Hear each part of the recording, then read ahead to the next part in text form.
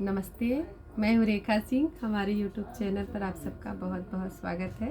हमारी दीदी आप सबको सोहर सुनाएंगी। नमस्ते।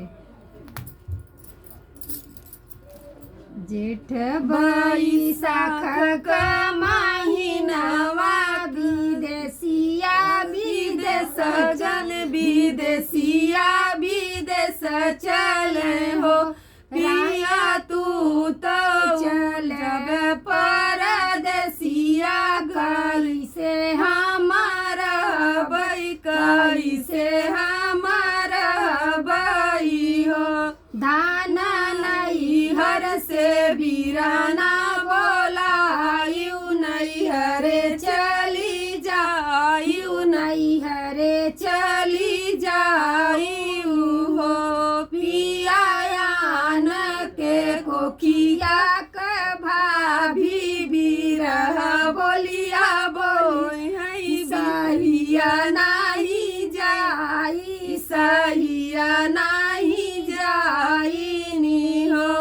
धान रनिया लैली हूँ गोदे में भती जावा बगैचा बीच घूमू सड़क बीच घूमू ना हो पियावा जे गए परदेसिया बीरन के बोलावई बीरन के बोलावई नैहर चली गईली नैहर चली गईली नी हो रामायण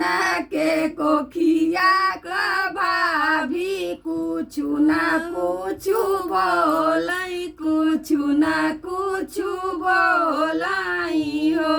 राम लैली गोदे में भती जावा जंगल बीच घूमाई जंगल बीच घूमाई हो घोड़ावा चढ़ल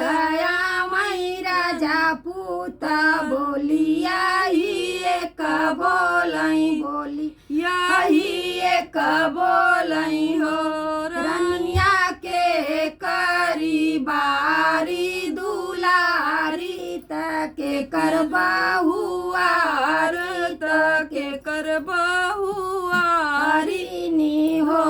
रनिया कमाने मार दवा करनिया जंगल बीच घूमू जंगल बीच घूमू